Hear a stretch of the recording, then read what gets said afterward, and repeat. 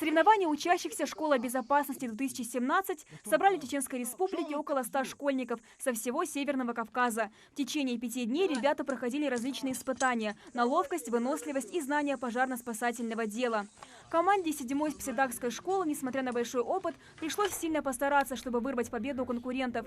Труд и выносливость, которые проявили ребята, высоко оценили на торжественной церемонии награждения победителей в региональном управлении МЧС. Если со временем когда-то вы выберете дорогу, связанную с МЧС, будь то пожарно-спасательный колледж, который находится у нас на территории республики, будь то учебное заведение МЧС, конечно, мы в меру наших возможностей будем вам в этом выборе помогать.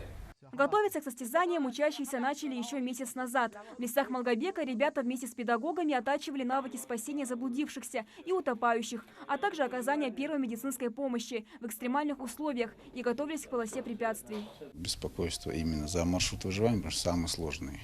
То есть там 5-километровый маршрут, основная проблема была сильная жара. Там больше 40 градусов жары, и именно вот это больше всего, тяжелее всего было.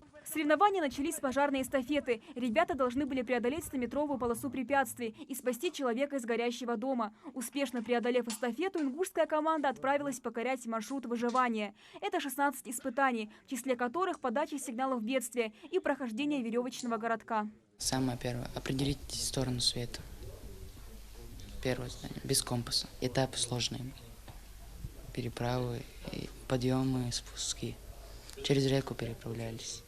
По итогам всех заданий школьники из Ингушетии стали самыми лучшими в младшей возрастной группе. Теперь у них есть возможность побороться за звание чемпионов на всероссийских соревнованиях. Амина Бокова, Хаваш Гойгов, Новости 24.